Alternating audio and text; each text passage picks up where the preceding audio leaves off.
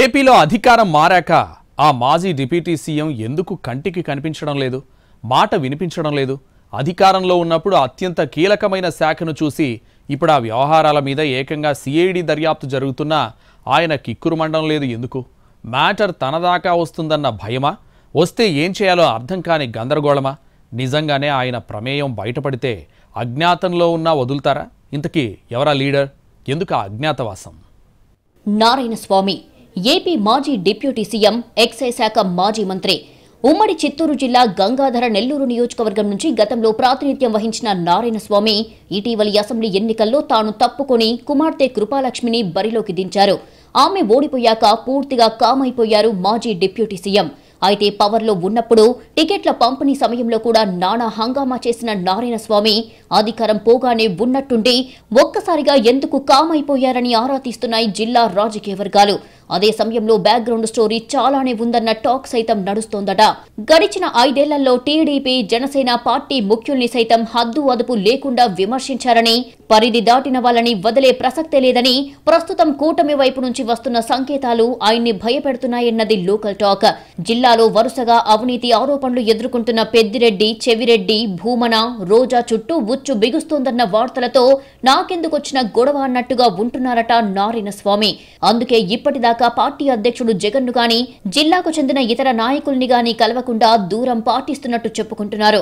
మామూలుగా మాజీ మంత్రి పెద్దిరెడ్డి రామచంద్రారెడ్డికి నారాయణ స్వామి అత్యంత సన్నిహితుడు అన్న పేరు ఉంది. కానీ ఆయనకు క్లిష్ట పరిస్థితులు ఎదురైనప్పుడు కూడా అనుకూలంగా కనీసం నోరు విప్పకపోవడం ఆశ్చర్యంగానే ఉందంటున్నారు రాజకీయ పరిశీలకులు.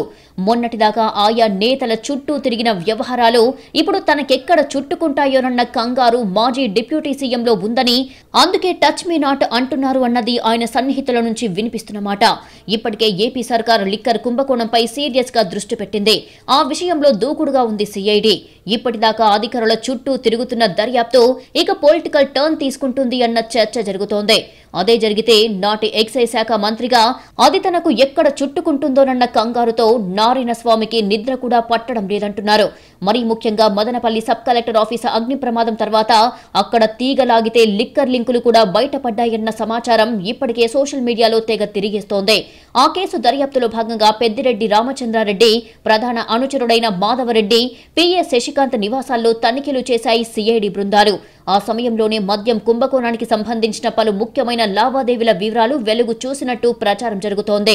ఈ క్రమంలోనే ఎక్సైజ్ శాఖ మంత్రిగా పూర్తి స్థాయిలో అప్పటి పెద్దలు చెప్పినట్టు నడుచుకున్న నారాయణ స్వామి చుట్టూ ఉచ్చు బిగుస్తోందన్న టాక్ గట్టిగానే నడుస్తోంది. నాడు మంత్రిగా తీసుకున్న నిర్ణయాలు, చేసిన సంతకాలకు తననే బాధ్యుణ్ణి చేస్తూ లిక్కర్ కేసు ఎక్కడ తన మెడకు చుట్టుకుంటుందోనని నారాయణ స్వామి తెగ టెన్షన్ పడుతున్నట్టు చెప్పుకుంటున్నాయి జిల్లా రాజకీయ వర్గాలు. లిక్కర్ స్కామ్ దర్యాప్తు పొలిటికల్ వైపునకు మళ్లితే అందులో ముందు తనే ఉంటాను అన్న భయం ఆయన్ని బాగా వెంటాడుతోందట. అందుకే ఎక్కడా ఏం మాట్లాడకుండా, అస్సలు నోరు తెరవకుండా పూర్తిగా ఇంటికే పరిమితమవుతూ జాగ్రత్త పడుతున్నట్టు సమాచారం. పెద్దిరెడ్డి అండతో గత ప్రభుత్వంలో నారాయణ స్వామి తన ప్రతాపం చూపించారని, తాజాగా జరుగుతున్న పరిణామాలు ఆయనకు మింగుడు పడటం లేదని, అందుకే ఈ అజ్ఞాతవాసం అన్నది జిల్లా రాజకీయ వర్గాల్లో జరుగుతున్న చర్చ. మరి కామ్గా ఉంటే కేసు తనదాకా రాకుండా ఉంటుందా, లేక ఒకవేళ వస్తే అప్పుడే మాట్లాడదామన్నట్టుగా వేచి చూస్తున్నారా అన్నది తేలాల్సి ఉందని అంటున్నారు రాజకీయ పరిశీలకులు.